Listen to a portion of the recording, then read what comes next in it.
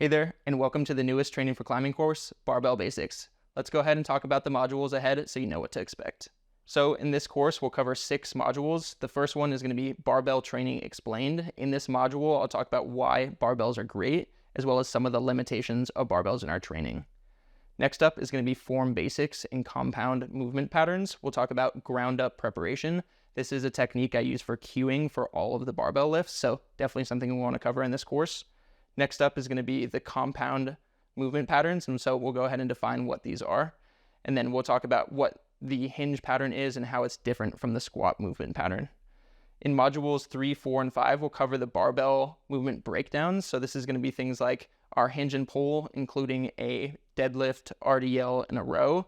Next up is going to be the squat movement patterns. So things like a high bar back squat, a Zercher squat, and a hack squat or hack deadlift. And then lastly is going to be the press movement pattern. So for us, for climbers, a useful one will be bench press in the overhead strict press. The last thing to cover to tie all of these things together that we'll learn in the previous modules is going to be programming with a barbell. So we want to make sure that all this becomes relevant to you as a climber so you know how to use this implement to train for your goals. So a couple things that we'll talk about are using a barbell for climbing training, and then how to write your own training program for working with a barbell to influence your climbing performance. I look forward to seeing you in the next module. Hey, and welcome to the first module of this course, Barbell Training Explained. So let's go ahead and cover a few things so you know why we're working with a barbell and then some of the limitations of working with this in our training. So why barbells are great. First and foremost is it's a compound movement typically that you're doing when you're working with a barbell. A compound movement means it's using multiple joints. So this is great for developing full body strength. An example of an isolation or single joint movement would be something like a bicep curl, where the elbow joint is the only joint moving, compared to a compound movement like a pull-up, where you have multiple joints moving, for example, the elbow and the shoulder joint. So compound movement patterns are often found when working with a barbell, so that's a first great thing. Next up is going to be working with heavy loads. This is kind of at the foundation for any time we're talking about developing strength. We want to be working with maximal loads or producing maximal force with our body. So a compound movement and heavy loads kind of go hand in hand, as it allows our body to work with the heaviest loads. And then lastly, it's typically going to be full range of motion working with a barbell. So this is, again, an amazing thing if we want to either stimulate size or be strong through a full range of motion, which is great for athletic development in general, especially with climbers. Next, to talk about why barbells are great is going to be they're extremely time efficient. A lot of climbers are busy doing other things, like, they have a full-time job or a family or other hobbies, so they don't want to be spending all their time training. So barbell is an amazing implement to work with if you're trying to save time. Additionally, it's very minimal equipment. So a lot of climbing gyms choose these functional implements, so things that you can use to train the whole body, and aren't machines or cables or things like that. It's going to be an implement that moves freely around, or one that requires external force in order to move it. So these are going to be great, especially if you're someone who's looking to build out your own home gym. It's going to be an amazing option. You can get a barbell and weights for under $500. I think Rogue is offering some of the best products on the market right now, so check those out if you're interested in getting set up for your home. Next up is going to be talking about a couple of different ways that we can use a barbell. We can use it to develop strength. So this is going to be lower rep ranges and higher loads. Working to build muscle is going to be something like hypertrophy rep ranges. So this will be anywhere between 5 to 20 reps in a full range of motion. So slightly lower loads, but still the fact that we can get compound movements, so multiple joints, and a full range of motion with relatively heavy load, it's going to be great for building muscle as long as you're eating enough protein to add on tissue to the body. And then last thing is going to be conditioning. Because this is a full body movement, typically when we're working with a barbell, it's going to require a lot of muscles firing. And so this is a great way to get the lungs going too, for working for lighter loads and higher rep schemes. You're just going to set your lungs on fire and burn up all of the fuel in all of your muscles across the whole body. So this is a great way to build conditioning for athletes who aren't necessarily runners or are typically considered strength athletes. Some limitations of working with barbells. So a couple things we want to talk about are, this is an extremely tough implement on the body, and that's because we are working with heavy loads and because it's compound movements.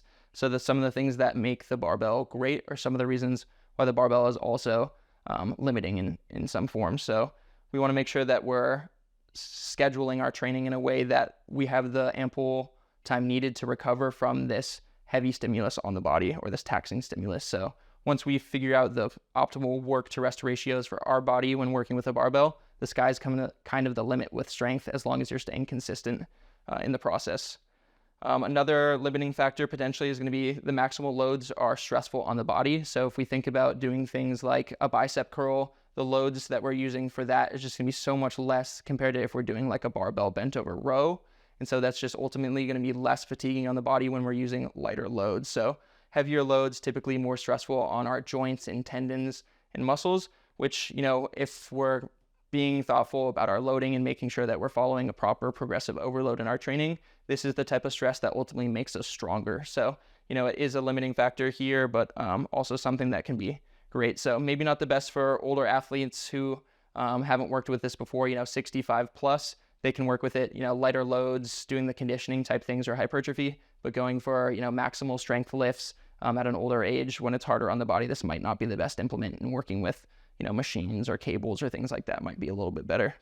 And then this often involves the whole body, so it's not great for isolation. So if your goals are generally to just be, a little bit bigger and stronger, this is a great thing to do. But for example, if, aesthetics are important to you and you really want to focus on building a specific, muscle in your body, it can be a little bit harder to isolate these body parts with a barbell. Another thing to think about is kind of the stimulus to fatigue ratio working with a barbell. So when we have this really high stimulus and requires the entire nervous system to activate, we're using multiple joints and multiple muscle groups, that's going to be extremely fatiguing. So we're going to need a lot of time to recover from that. So if we want to train often, or if we're, thinking about giving our body the best opportunity to recover and add size, working with a barbell might not be the most effective strategy as it's constantly taxing the nervous system. Whereas doing machines and cables and things, if your goal is hypertrophy, it's going to be a little bit better for isolation. In the stimulus to fatigue ratio, it's going to be less fatiguing with a similar stimulus. So you'll have a little bit better ability to grow. So just a couple things to think about there. Let me know if you have any questions about what I just covered. I know I covered a lot of information in this section. Looking forward to talking to you guys a little bit more about some of these things in greater detail in the next modules ahead. So I look forward to seeing you there. Welcome back. The next module to cover is form basics and compound movement patterns. Let's dive into it. First thing I want to talk about here is going to be ground up preparation and what this means. So this is really going to be the foundation for form, or the cues that we want to think about in our head when we're working with a barbell. There's a lot of similarities across a lot of these different lifts because the positions are all rooted in the same foundation, and those are going to be our functional movement patterns or our compound movement patterns. So for example, in RDL and a bent over row both share the hinge position, so we can use similar cues for both of those exercises. So for ground up preparation, first thing we want to think about, very bottom of the ground, is going to be our feet and how we're gripping the ground or creating a very stable base. So at the bottom of our foot, we want to think about driving through the big toe joint, and then the outside, so the pinky toe joint, and then the heel. So that's creating our kind of stable triangle. And then the gripping the ground is basically forcing your toes through the ground to create a stable arch. An arch is naturally a load-bearing structure. It evenly distributes the load across the whole arch. So if we can create that as our base in our foot, as we apply pressure onto our foot during these lifts, we're going to have a really good chance of maintaining stability. And stability is crucial for force production. If we lose stability, we lose the ability to produce force, and we don't want that in lifting. We want to have as much stability as possible. That's by activating the muscles and cueing ourselves in a certain way so that we can produce more force. Next up is going to be externally rotating the hip. So this comes along with gripping the ground. When we press our toes into the ground and create that stable arch in the foot, we then can rotate our feet out. It's not moving our feet on the ground, but it's basically thinking about tearing the floor apart between your feet. And this is going to allow us to externally rotate our hip and drive our knees just slightly outwards to track better over our toe. Again, this is creating a more stable base or foundation for us to produce force in these positions. The last thing to think about in this ground up preparation, so we have creating that stable base with our foot. Next up is externally rotating at the hip to create more space and track our knees over our toes for these lifts. The last one is going to be bracing our core, and this one can be a little bit complicated, but hopefully this description and breakdown helps a bit. So When we think about bracing our core, we can think of this like a soda can. So an empty soda can with no liquid in it, if we were to press all of our weight down on it, it's going to flatten or compress.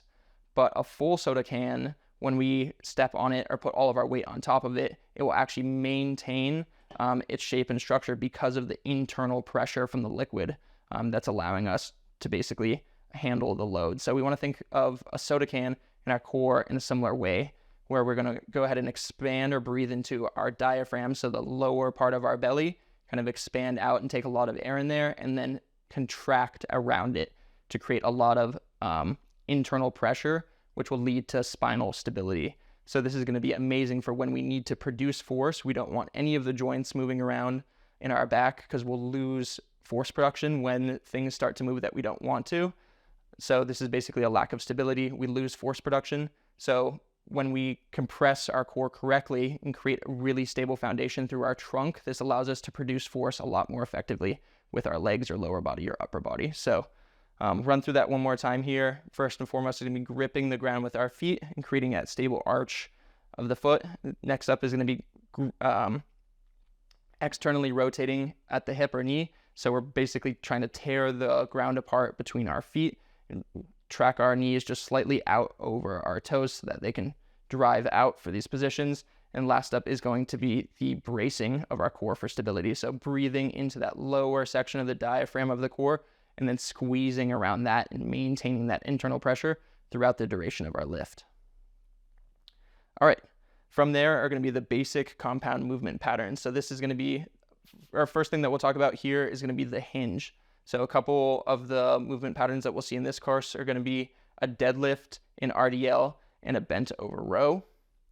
Additionally, for the next up for the squat, we'll have a high bar squat, a Zercher squat, and a hack squat. For our pull movement pattern, we'll be talking about the bent over row. For our press movement patterns, we'll talk about the bench press and the overhead strict press. And then another thing to kind of think about in terms of compound movement patterns, so using the full body to produce force or to move weight, we have the carry as well. So kind of the 5 basic compound movement patterns are going to be your hinge, squat, pull, press, and carry. That's the sport of strongman. Those are the things that they're doing most often in all of their different events, whether they're lifting an Atlas stone from the ground, or whether they're doing a yoke carry with 1,000 pounds, or whether they're pulling an airplane behind them or something like that. The sport of strongman is rooted in functional compound movements. So again, that's the hinge, squat, pull, press, and carry. We're not going to be covering any of the carry things in this course, but if you're interested in seeing some of those, go ahead and check out the grip training for climbing course. I cover a couple of those things in there as well. Last thing to talk about here is going to be how a hinge and a squat are different. So first and foremost are going to be the target muscles. When we're working with a hinge, we are basically targeting the glutes, hamstrings, and calves. When we're working with a squat, we're getting a better combination through the legs of the glutes and quads. So depending on what you want to train, you might pick a different movement pattern for your goals. So, if you're a climber and heel hooks are a huge weakness of yours, you might consider training a hinge pattern over a squat pattern, as that would be a little bit more immediately applicable to your goals for climbing. Couple other things to talk about for these, some position cues here for our squat and our hinge. We'll go into detail with these position cues for each of the movements in the next modules, but a couple foundational ones here. For our hinge, we really want to think about keeping our shins vertical and our spine parallel to the floor in the bottom position. Another great cue for this is your tailbone to the wall in that bottom position. So how that differs from the squat here is going to be our torso is going to be upright rather than parallel to the floor. Our shins are actually going to drive over our toes a bit, so they won't be vertical. They'll be slanted, which is our knees over toe position. So those are kind of the two differences between a squat and hinge. And so as we jump into these next modules, hopefully this gives you a little bit of an idea of what to be looking for, and I'll remind you as well with the cues that we'll talk about for each of those individual movements. So without further ado, let's go ahead and jump into the next module. Hey there, and welcome to Module 3, Hinge and Pull. This is one of my favorite functional movement patterns to talk about, so let's go ahead and dive right into it. So first and foremost, we're going to be talking about the deadlift. In this module in general, though, we'll be covering the deadlift, the RDL, which is the Romanian deadlift, and then the bent over row. So let's go ahead and just start with deadlift here. So we'll follow the same format for most of these exercises, so you just know what to expect for each one that we're talking about. So for the deadlift, the starting position, we'll have a during lift cues, top position or bottom position cues, and then a return position cues most likely. So first and foremost here, start position for the deadlift is going to be feet shoulder width apart. Our stance can vary depending on what feels most comfortable for you. Every body is different in terms of the length of our levers, and when I say that, I mean the length of our bones and the levers that they create for producing force. So if I'm doing a bicep curl, for example, and this bone is 6 inches longer, so the weight is out here, that lever is going to be different than if the weight was here for producing force on this joint and through this muscle. So same thing for our hinge, our squat, the length of our bones, our femurs, and the things like our shins, our ankle flexibility, all of these kind of change how the movement feels and how we want to change our position just slightly. So it takes a lot of personal experience. So go ahead and take these cues as general tips to get you started, and then start to learn and collect your own data and modify the positions as you see fit for you. Especially take videos so that you know what your body's doing in the lift, and you can go ahead and analyze these afterwards and learn a ton from the videos. So great thing to do for just the general starting position for the deadlift is going to be your feet shoulder width apart. Grip position is going to be about shoulder width apart as well, and then you're going to do either a full grip around the bar, or you can go into just the fingertips here, depending on what feels more comfortable for you. I typically like to use a full grip as it allows me to get a little bit more thumb activation and train that compression grip strength, which works out really well for climbing for holds like pinches and slopers, anything that involves a little of wrist activation. You'll see a bit of benefit coming through from working with a barbell, especially pinches. You'll see a ton of spillover from that compression strength gain from the grip. So you can try that, or just doing it down here in the fingertips just slightly, whatever feels more comfortable for you. From there, we'll talk about, again, doing that ground up preparation. So again, starting position, feet shoulder width apart, gripping the bar just shoulder width apart as well, and then ground up preparation from there. We're gonna go and set our feet and create a stable base by driving our toes through the floor. Then we're gonna externally rotate our hips to allow us to drive our knees out just slightly, and then we'll go ahead and brace our core to prepare for this lift. Next up is to engage our lats, and let me go ahead and explain what this means. This isn't going to be a shrug up. We're not trying to hold the weight up. We actually want to allow our arms to act like chains and just barely maintain the weight. We don't want to try to hold it up here the whole time. We want to let our joints and our bones and everything kind of take the load there, so that we're not wasting energy in a held position. So when I say engage the lats, it's not up here, it's not back here. It's actually bringing our shoulders down. The job of the lat, when it attaches up into the arm here, is to actually retract our arm down. And if we think about this coming all the way down, the most retracted position is going to be behind us and internally rotated with the shoulder. So what this means is basically we want to think about bringing our shoulders down and pulling the bar back towards us. And this is going to help us engage our lats in a way that creates stability through our mid and upper back, so that we're not losing position as we're producing force through this lift. It's okay to take a slightly rounded position in your upper back or your thoracic spine. There's nothing inherently dangerous with this, especially if you're following proper progressive overload. Basically, that means you're exposing your body to a progressive stimulus week after week. You're not rushing it necessarily, but you are building upon each session. This is going to allow you to build resilience in those areas. So if you pick a specific form, go ahead and stick with it and train that, and you will build resilience in the most amazing positions. It's just a matter of time. So if we think about, a slight rounded back, that's okay, as it's going to allow us to basically get closer down to the bar, and our shoulders will be internally rotated. So there's nothing wrong with that. What we don't want to see is when the mid-back flexes through the position. So this is going to be the joints changing position during the movement, and we don't want that to happen, except for the joints that are our target muscle groups and joints. So things like the hamstrings and the hip joint, the calves and the knee, rather than this being about the intricate joints of the spine. So we want to create stability around the spine to allow us to produce force with the target muscles that we're trying to train, which are going to be the legs here. So after we engage our lats, the next thing to do is to take the slack out of the bar. And what that means is basically to begin to feel the load in your fingertips before we start the lift. And this will let you load the muscles in your body before we take off from the floor. So you go basically from a relaxed position, pull the slack out of the bar, just get a little bit of weight onto your fingertips. This allows you to really engage everything, and then you'll explode out of that position preloaded rather than going from a relaxed position immediately into a dynamic start. That is an option, but something I wouldn't recommend, as you'll get a lot more benefit from learning to control these takeoffs and produce force in a meaningful way when your body is prepared and you've cued yourself in a way that allows you to produce more force. Next up is going to be what's happening during this lift. For the deadlift, you really want to think about driving with your legs through the floor. Next up is going to be letting your hips and back rise at the same time. So this is going to be different than our hinge for the RDL, which I'll explain in a bit. But a couple things we think about and how we're watching these positions, especially if we're taking video, is how things ascend or descend at different rates and how they do those things together. So for this one, our hips and our back, we want to kind of rise at the same time for the deadlift.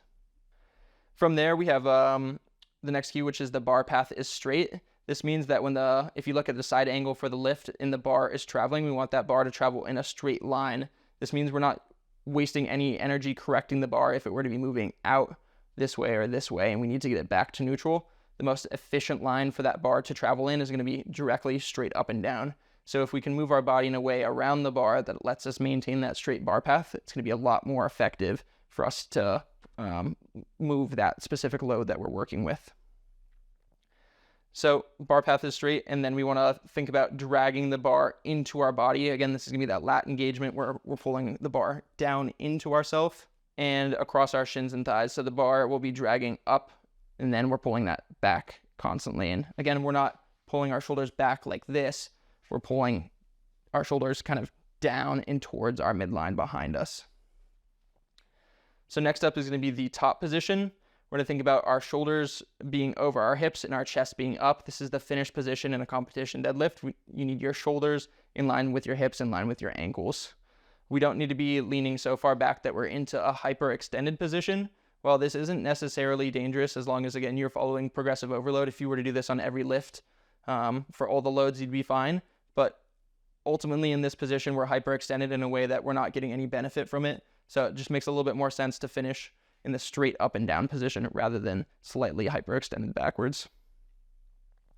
Last thing to talk about for this deadlift is going to be the return position. So when we are sending the bar back down to the ground, we want to first and foremost send our hips backwards and slide the bar again down our thighs. So it's that same ground up preparation that we're following before. We should have still maintained a strong base in our feet by gripping the ground, slight external rotation of the hip, and then we have our core brace still at this point. So sliding the bar back down our hip, our thighs, and then to the floor should be pretty straightforward from here. We want to really think about controlling the eccentric or the lowering portion of this exercise, as that's where a lot of the growth happens. You're able to basically produce more force in the eccentric portion of a lift than in the concentric. So if you do want to get stronger, this is a really important portion of the lift to prioritize controlling. Ultimately, this return position can feel a lot like an RDL, and that's okay. It doesn't need to feel exactly like the concentric version of the lift. It can feel slightly different on the way down for this one, as long as it's allowing you to control the weight and not put any unnecessary loads on places we don't want to, like our low back or mid back or other areas like that. So I hope that goes and gives you a solid foundation for starting your deadlift. Next up is going to be the Romanian deadlift, or the RDL.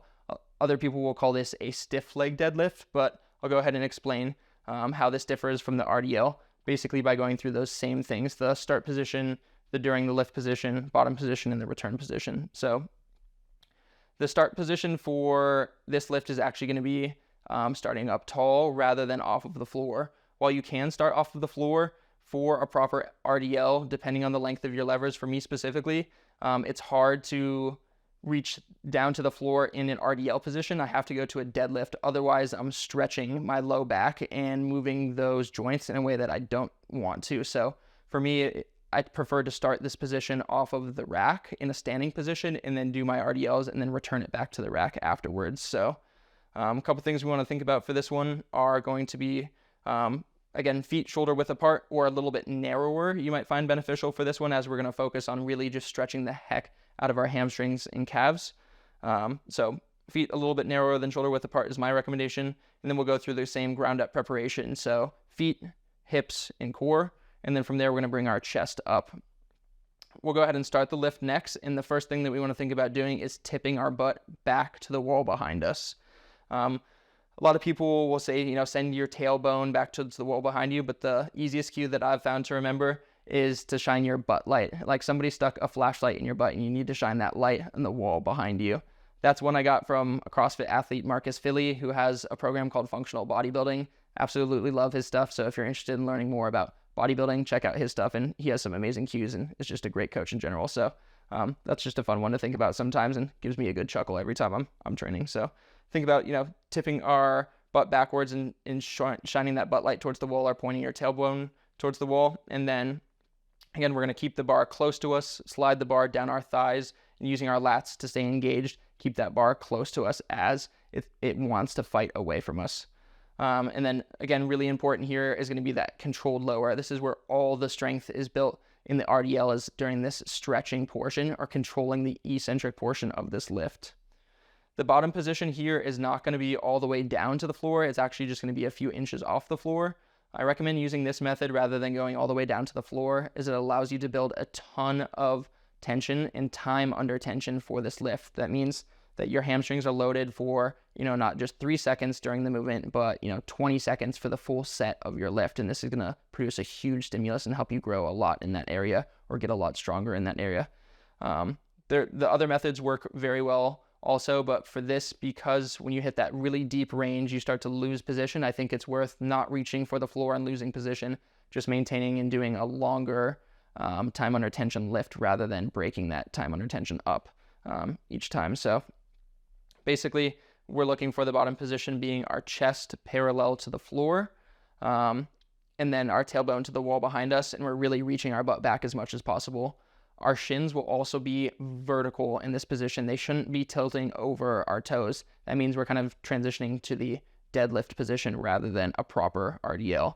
And again, the goal of an RDL is to really train the hamstrings more than anything else, whereas a deadlift, you're getting kind of a combination of everything. You're getting like 80% of the muscles in the body working to get that weight off the ground, especially your quads are a little bit more activated than they would be in an RDL. So if we really want to prioritize stretching our hamstrings and building strength or growing that muscle group, the RDL is going to be better for us than the deadlift.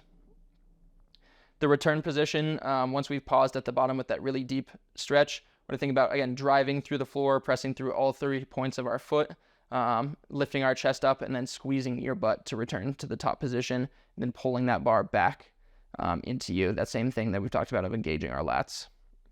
So that's how an RDL is slightly different than a deadlift. Again, they each have their own uses.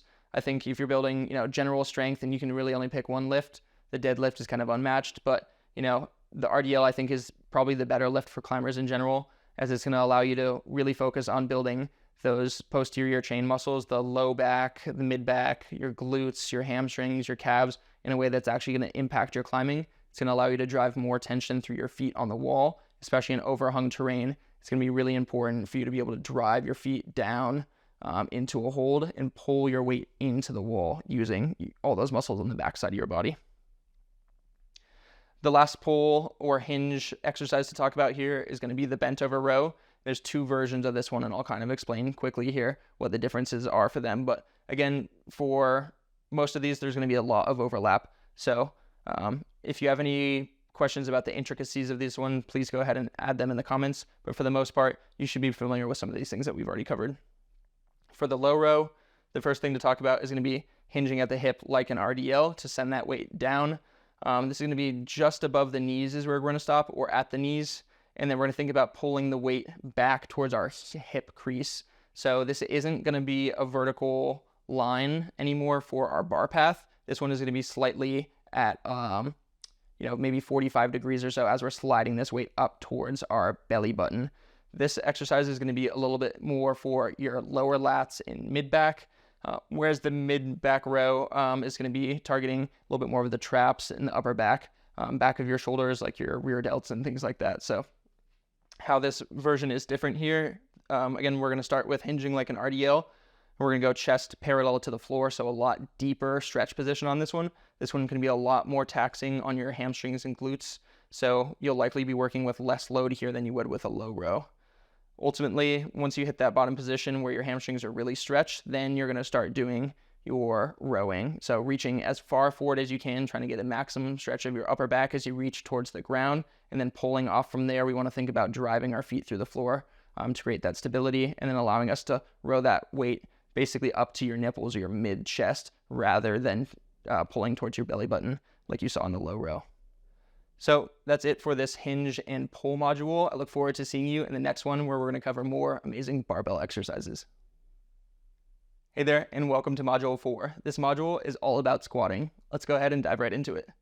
So a couple different squat patterns that we're going to be talking about here are the high bar squat, the Zercher squat, and the hack squat. So let's go ahead and start talking about the high bar squat position first. So a high bar squat position for the start, we want to think about wedging ourselves between the bar. And so what does this mean? This is going to allow us to do a similar thing to taking the slack out of the bar in a sense. It's going to allow us to basically preload our muscles or create tension in our body in a way that's going to allow us to produce force a little bit more effectively and move this load how we need to. So wedging ourselves under the bar means taking, a grip position where our hands are just slightly wider than shoulders. This is kind of up for preference here. The grip isn't necessarily going to allow you to produce force any differently since we're not pressing this weight, we're driving with our legs. So really whatever feels comfortable for you.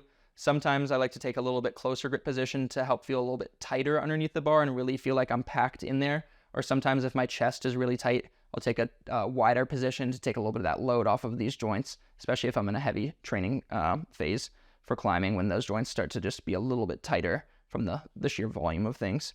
But again, pulling yourself down into this position means you want to force yourself in between the bar and the floor. And how we do that is placing the bar on top of our traps. So when you lift your shoulder up slightly, you'll feel that muscle right there. So anytime the bar is resting on us, it should be on muscle, not on bone. So find a nice comfy position there where you feel like the weight is on those trap muscles rather than on your spine and your neck. So once you're wedged in there, next up is to think about ground up preparation.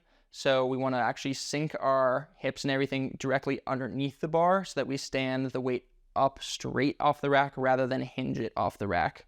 So this is going to be really important, especially when we're working with much higher loads. You don't want to be hinging the weight off of this like a good morning, that position. We actually want to be standing the weight directly up off the ground. So first of all, wedge yourself in there and then bring everything underneath the bar to stand it directly up off the bar. And so to do that, we're going to start with ground up preparation again. So making sure we have a stable base for our feet, knees are driving out over our toes, and then we're bracing our core. And from there, we're ready to stand the weight up off of the rack. It's really important to think that the rep for these things start immediately as your hands touch the bar. So anytime you're about to move load, you should be thinking about how am I going to brace in a way that's protecting my body or keeping me safe or allowing me to produce more force during this exercise. So in this scenario, again, lifting the weight up off of the rack rather than hinging it back off the rack, we'll take one step back and then we'll match that position. We don't need to be taking multiple steps back. You just want to come up with one step back and match that position every single time. The more methodic you can make this process, the better that you're going to be ultimately in nailing this lift. So one step back and then match your feet. And then again, I'm going to go through the ground up preparation through my head. So right before I do this lift and squat down to the floor and back up, I'm going to think of gripping the ground, externally rotating at my hips just slightly, and then bracing my core. And this external rotation here is going to set us up really well for the next part of this lift as we start to do the descent. So during the lift, we really want to think about fighting for position the entire time. So we don't want to relax and let everything kind of all collapse down on each other. We want to think about controlling the descent here, or controlling the eccentric, the stretching portion of this lift as we go down. You'll build a lot of strength doing this if you control the weight down and then explode out of the hole, is what they call it, the bottom position of the squat. So fighting for position, we think about keeping our chest up and then sending our hips back and then opening our hips up to create space for us to again sit down into that hammock of muscle underneath us. That is our glutes and our hamstrings and our adductors, all those things in our hips that are keeping us tight under load as we're squatting down and allowing us to produce force again when we stand up. So The bottom position here, again, sit into that hammock of muscle. Then we're going to squeeze down into a full range. Think about activating your shins or pulling your weight over your toes to get you into a deeper stretch position. There is a great thing to do. And then think about, again, driving your knees out so that you can really sit down deep into this position. If you already have an amazing range of motion, this might not feel the same as like fighting for that position. It might feel a little bit easier to get into there. So you might think about, how do I fight to stay in that position rather than sinking too deep where I begin to lose the position that I'm after and then have to fight out of that even deeper and lose the ability to produce force. So it's kind of on both spectrums. If you're really, really tight, you have to fight for position. And if you're really, really loose, you also have to think about fighting for position. As we're getting out of this bottom position, again, we're going to drive our knees over our toes and then point our tailbone behind us and really drive through the floor for this next part. So for the return position, we want to think about maintaining that trunk stability through our core compression that we've been doing, our core bracing. We're drive our feet through the floor, externally rotate the hips, and then let the chest and everything, the chest and hips for this lift rise at the same time, similar to our deadlift.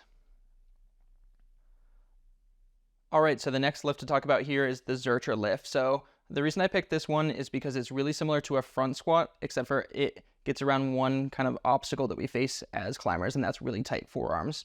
A front squat is going to be a front-loaded squat, so off of the front rack position rather than the back rack position.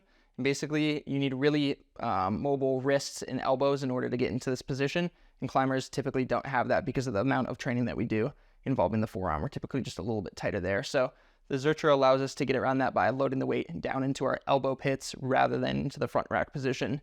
So the reason that we're going to do a lift on the front side of our body is it's going to challenge our core in a different way than it would doing a back squat. So both squats are very challenging for the core and great for building core stability to help you in climbing performance, because basically allows you to produce force through your feet and things like overhangs and drive your hips closer into the wall, or to maintain body tension in really challenging stretched out positions too. So we want to challenge both sides of the core by doing things like front loading or back loading the body. So a couple things we want to think about for the start position here, again, are going to be standing the weight up off the rack rather than hinging it out of the rack. Next up is going to be letting the weight hang rather than trying to hold it up in a shrug. So really let this weight kind of hang down and set your lats back in order to keep this weight stable and keep stability through your upper back as well during the duration of this lift. Next up is going to be the ground up preparation. So gripping the ground, externally rotating at the hip, and then bracing your core. From there, we want to think about what's happening during the lift. So as always, we want to be fighting for position, driving our knees out as we descend in order to sit into that hammock of muscles at the bottom position. Those are the things that we really want to stretch under load in order to build resilience in those places, as well as to send a signal to those areas that we want to grow or build strength or capacity there. So during the lift, we're fighting for position and we're keeping our chest up and we're sending our hips back, as well as externally rotating our hips to create space, again, to create that hammock to sit in. The bottom position, we're going to be sitting into that hammock of muscles, like I said. We're going to squeeze into our full range. So if you're somebody who doesn't have a very large range of motion right now, you want to think about really fighting into these positions at the bottom, or the most stretched positions, as it'll train your ranges of motion or your strength through that full range. So squeeze, squeeze, squeeze into that position while you're maintaining the proper cues. So chest up, hips back, driving your knees over your toes. You can squeeze the front of your shin to basically pull your knees further over your toes and deeper into the squat position. Next up is going to be pointing your tailbone just slightly behind you. This is going to basically stretch your hamstrings even further when we're rotating that pelvis underneath us. The return position here is all about maintaining that stability through our upper back and through our core, so our trunk stability here. And we're going to do that by, again, bracing our core and engaging our lats, so keeping those shoulders down. Next up is going to be driving our feet through the floor. As always, we want to pretend like we're pushing the earth or pushing the floor away from us with our legs. And then we're going to be externally rotating at the hip as we ascend up, not letting our feet collapse in or letting our knees cave in, as we'll lack stability in those positions and not be able to produce as much force as if we maintain stability with grounded feet and externally rotated hips. Your chest and hips ascend at the same rate for this one, so similar to the deadlift or to the high bar squat, but unlike the RDL, for example, where your chest is rising and your hips are really not rising or descending at all. Great, so next up is to cover the hack squat or the hack deadlift. This is one of my absolute favorite positions and one of my favorite exercises because for me, it's one of my strongest ones. This is based off of my levers, my body's best ability to produce force with a barbell. So I really like to train this position. I'll explain for me how it's kind of different than a deadlift or an RDL. And hopefully you can kind of see the differences here and experiment around with it and see if you like it better or not. So the starting position, the bar is actually going to be behind us rather than in front of us. So it's slightly different there, but then everything else is going to be pretty similar to a deadlift. We want to think about having maybe our feet a little bit closer together than a deadlift. We'll have a closer grip, but we're going to do the same things like bracing our core. And then a good cue to think about for this starting position is having our shoulders just slightly in front of the bar and internally rotated. So it's allowing us to, again, reach down towards the bar by internally rotating rather than if we were to cue shoulders down and back, that's actually externally rotating at the shoulder, which we're going to be fighting the entire time. And it's going to take away our lat's ability to do what it needs to do, which is to pull the bar into us or internally rotate. So reaching down towards the bar there, being in a nice compressed position, and then we're going to think about a couple things during this lift. And first and foremost is going to be driving through the floor. This one for me feels the most like a leg press or anything else where I really get the most out of my feet. I get a really even balance, 50-50 in my feet. I feel like I get a really great distribution of force through both my quads and my hips and hamstrings and glutes and all those muscles. So I really love this position for that reason. Additionally, everything is going to rise at the same rate for this one. So different than that RDL where only the chest is rising and the hips are staying. This is going to be similar to like that squat that we talked about earlier, where everything's kind of coming up at the same time. And then at the very top, right before you get to the top, is going to be a slight hinge to standing and pulling your chest up in this top position, keeping your core braced, and then keeping your shoulders, hips, and ankles all in one line to consider that the top finish position where you're locked out. Last thing to think about here is the return position, and this one is going to be different than all of the other ones, so I want to make sure that I'm clear on this and how to stay safe in this position. If you were to drop the weight, it's likely going to be touching the very back of your legs from the starting position. And so we want to think about actually sending that weight away from us so we don't drop the weight on our legs. If you're off by like the tiniest percentage, if you're trying to return it back to the same position, you could just end up putting all that weight directly onto your Achilles tendon, which is super uncomfortable. So I'd recommend from this return position, thinking about kind of kicking your butt backwards and sending that weight just slightly away from you as you descend. And you want to go ahead and control that descent so you're not dropping the weight. You just send it just a few inches behind your feet, not really touching your leg or anywhere close to it so that you're not going to drop this on your Achilles or your calf or anything like that. So that's it for all the squat patterns. I look forward to seeing you all in the next module.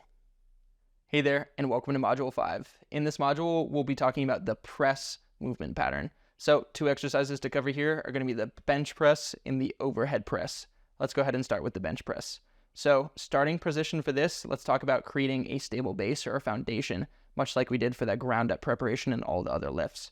So in order for us to create a stable pressing foundation, we want to actually pull our shoulder blades back behind us, retract our shoulder blades, and set them into position so that they're not moving or extending around as we're pressing out of this position. We want to keep those locked in and press just out of the chest rather than extending all the way around the rib cage and allowing those shoulder blades to glide. We actually don't want this to happen during this lift. We want to keep those set down and just lower the bar to our chest and press off. So first thing to do is set that strong foundation for pressing. This is going to allow us to produce more force during this lift. So retract your shoulder blades, kind of sneak or tuck them underneath you and press them hard into the bench.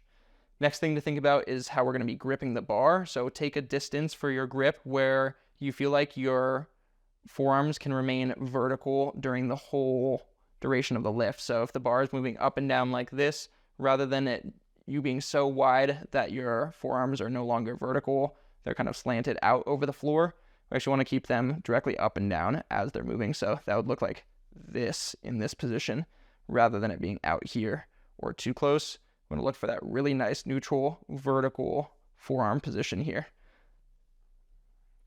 Next up is going to be rotating our palms into the bar. So this is going to be a slight rotation that's going to allow us to get more contact with the bar and also fold our hands around in a way that's going to feel extremely stable so that when we're producing force, the bar doesn't feel like it's going anywhere. We really feel like we're getting the most out of pressing through that bar. This is also going to allow us to maintain a really stable wrist position, which is crucial for producing force in pressing. So slightly rotate those palms into the bar and then wrap your fingers around there.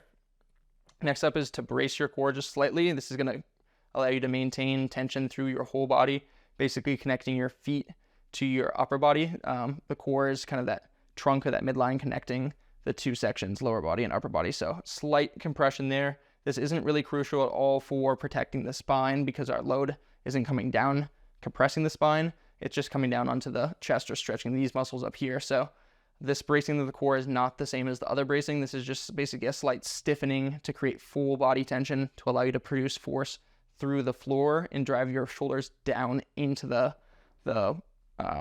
bench behind you. So that brings us into the next point here, which is driving your feet through the floor and drive your shoulders into the bench. So that core compression, again, is going to allow you to do these things. So drive those feet down, shoulders into the bench to create a really stable pressing foundation. Next up is to lift the weight off of the rack, and then you'll center it just over your mid-chest or your nipples. Again, is another good place to think about delivering this bar down to, and then back up off in front of you. So during the lift, we're going to think about, going from the top position, really nice controlled descent, thinking about, extending our arms out and keeping those shoulder blades tucked, really stretching our chest muscles here. And then once we found that really deep stretch in the bottom position, just 1 second pause there, really kind of fighting to open up a little bit more in your rib cage. And then you're going to press out of there, keeping those shoulder blades nice and retracted. We don't want to press all the way through where we can round our back. Instead, keep those shoulder blades tucked and just press out of that position by flexing the chest and extending at the tricep. So we want to think about using this full range of motion. This is going to allow us to be really strong through that full range. We see really full range movements in climbing often, especially different positions where our arms are overhead or we're pressed all the way, hands to chest. So getting strong in that full range of motion for pressing is going to be important here. All right, next up is going to be the overhead press. So a couple cues to talk about here. So first and foremost is going to be gripping the bar about shoulder width apart or slightly wider if that's comfortable for you. If you go a little bit too close in, it's going to feel like you're getting too much tricep. It's going to feel like a tricep press rather than allowing you to really extend hard overhead. We want this to be an overhead press rather than feel like a tricep extension. So next up is going to be rotating again your palms into the bar to get that better gripping position for pressing. Then you're going to wedge yourself underneath the bar and do your ground up preparation. So gripping the ground, externally rotating the knees and bracing the core. And then we're going to drive the bar up off of the rack rather than hinging it off the rack. Then from there, we're going to take 1 step back similar to our squat. And then we're going to do, again, our ground up preparation one more time, making sure we're gripping the ground, have a really stable foundation, externally rotate the knees. That part's not really as important for this one, but again, it helps me just really feel locked into the ground there, like when I tear the ground apart between me. And then bracing the core. It's up to you on whether you want to think about really bringing your rib cage all the way down and compressing for this to extend all the way through. If you have really good range of motion, that might be a better option for you. If you're limited on your range of motion, it's okay to open up your rib cage a little bit here. You just don't want to be tipping too far back where you begin to load all that weight down onto your lower back. So just finding a position where you're just slightly bringing your ribs up for extension to get a better press overhead is totally okay. Again, as long as you're following progressive overload properly and you're not rushing into these things, your body is going to be able to maintain a safe position and experience those loads in a way where you're not exceeding your capacity in the moment, as long as you're smart with your loading. So injuries happen again when you exceed your capacity, or if a position is brand new to you and you load too heavy, again, exceeding your capacity in that moment. So as long as we're practicing this form consistently over time, a slight extension of the ribs is okay here. If you look at all the top pressers in the world, like the strongmen, and some of them, the Olympic lifters, when they're doing their presses after a clean and jerk, you'll see, a good bit of extension through the ribs in order to help them really get the most out of their full chest rather than just being limited a little bit more to the upper chest and delts. So really take the time to figure out what position is more comfortable for you, rather if you have, you'd like to have your ribs down or your ribs extended, up to you. Next up is going to be driving that bar overhead. So again, thinking about maintaining a really nice tight grip on the bar and then producing force directly in a straight path above you as much as you can. We're going to press the bar overhead, and then you're looking to have a finish position, basically the bar in line with your shoulders, in line with your hips, in line with your feet. So everything kind of stacked there. And you can think about pressing your head through your shoulders. So this passage here, as you can see, my overhead mobility is pretty bad, especially because of how tight I am right now. But basically you want to press your head through your shoulders to maintain that really nice line of weight directly over your midfoot. So bar over midfoot, and then we want to go a controlled descent from there. So returning the weight back down rather than just letting it return right to either our collarbones or the front rack position if you have the mobility to do that. I want to think about just controlling that eccentric here. It's going to help you get a lot stronger in the long run. Last part to cover is going to be that deep stretch in the bottom position. So if you're doing this for reps, thinking about really dropping it down towards your chest and fighting for that stretch position and then pressing out of it from there is going to be a great idea to get really strong through that full range of motion and to add on some tissue too if you're doing a higher rep ranges and eating for tissue growth. Well, that's the last one here for our functional movement patterns and the exercises that we'll be covering. Now in the next module, let's go ahead and tie it all together and talk about how to program with a barbell to reach your climbing goals. I'll see you there. Hey there, and welcome to Module 6, Programming with a Barbell. Let's go ahead and talk about a few ways that you can incorporate a barbell into your weekly training to help you reach your climbing goals. So first thing to cover here is using a barbell for climbing training. I would go ahead and recommend starting with 2 sessions per week. This will work for somebody who is climbing 2 or 3 times a week or a few days more. I'd think about adding these sessions in on your climbing days where you really want to focus on getting stronger. Prioritize this first in the session, and then you can do a bit of climbing afterwards. Or ultimately at the end of the day, it comes down to setting a really clear goal and figuring out how these things are going to help move you towards those goals. So if you have questions about how to incorporate these things in greater detail, think about commenting on the discussion threads associated with this course, or go ahead and think about signing up for one-to-one personalized coaching where I can give you a lot more information and really find a way to structure a program in a way that will help lead you to your goals in the quickest way possible. And typically that could be working with a barbell or not. It just depends on what your goals are. So a couple things again to think about are 2 sessions per week, and we're going to pick 1 to 2 barbell movements. So I'd recommend picking complementary things like a hinge and a pull, or a squat and a press.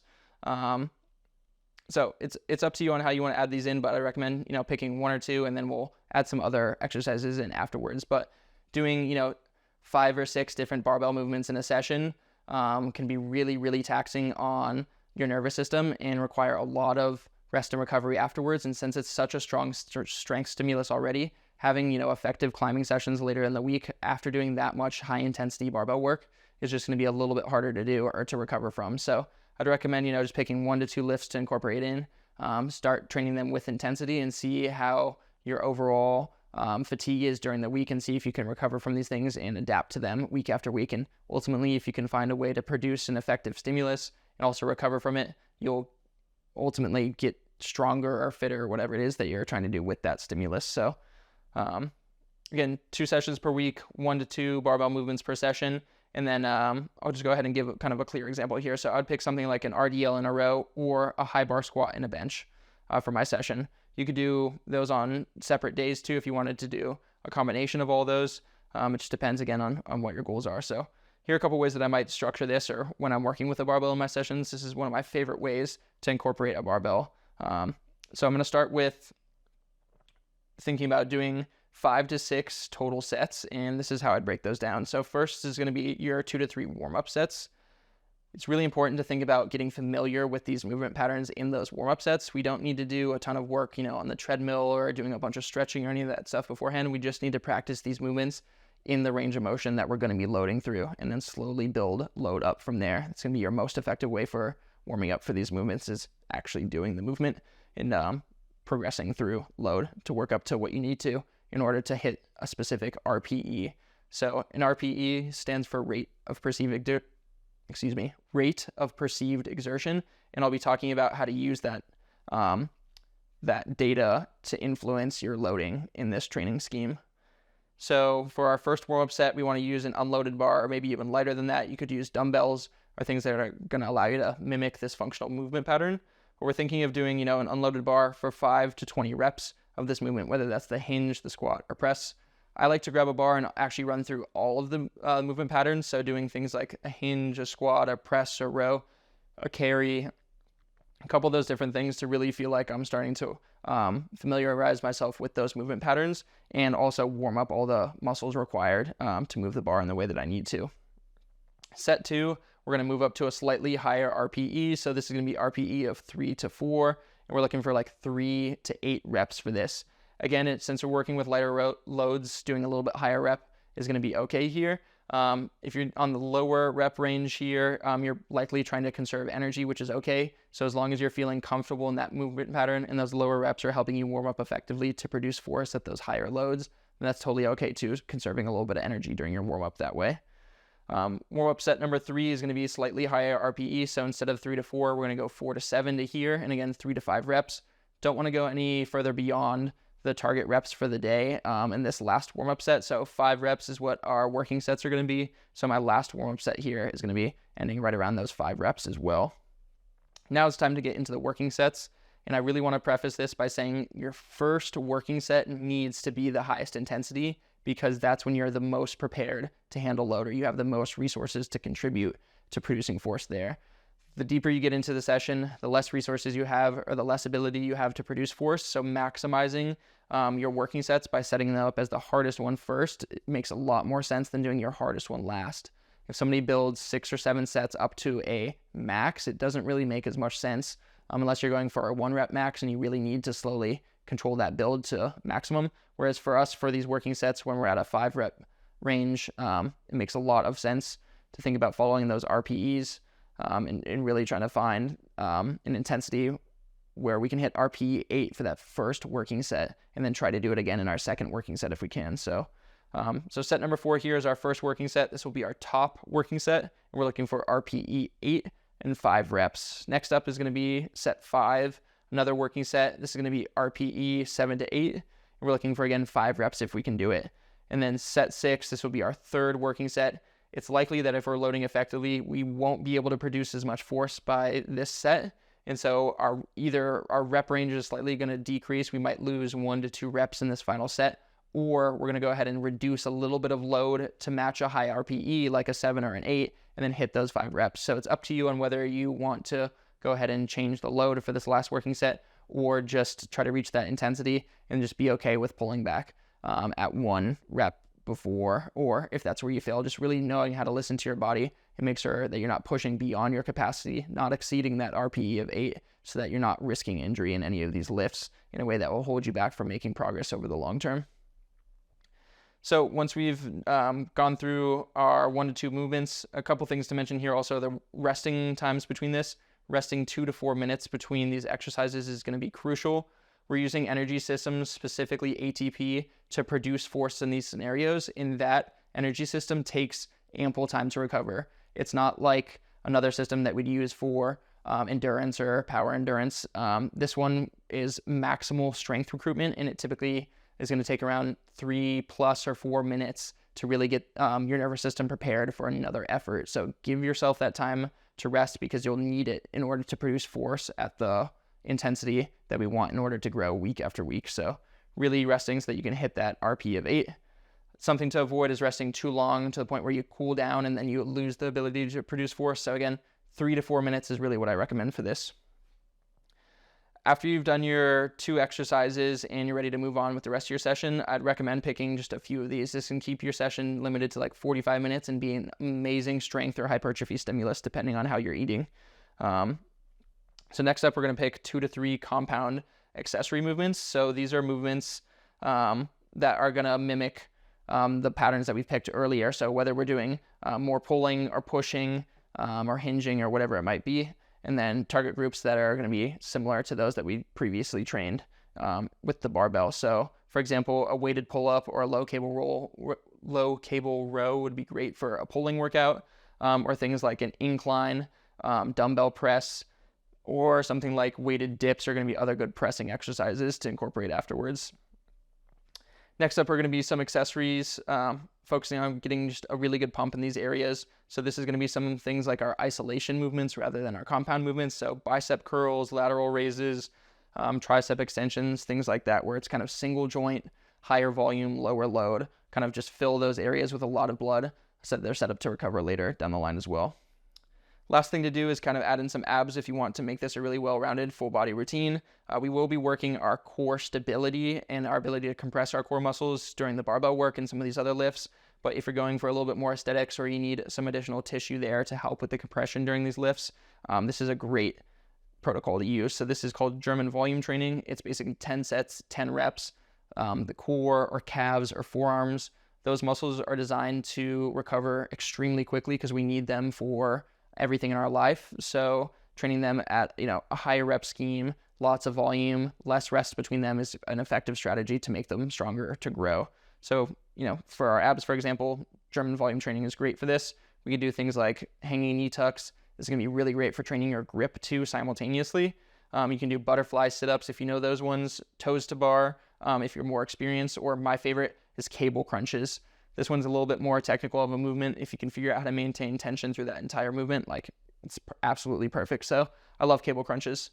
Other than that though, if you're looking again to work with a barbell and want to, get the most out of your training, consider working with me individually and one-on-one. You can purchase that through the school platform, or you can work with some of the other coaches that we have here in the community.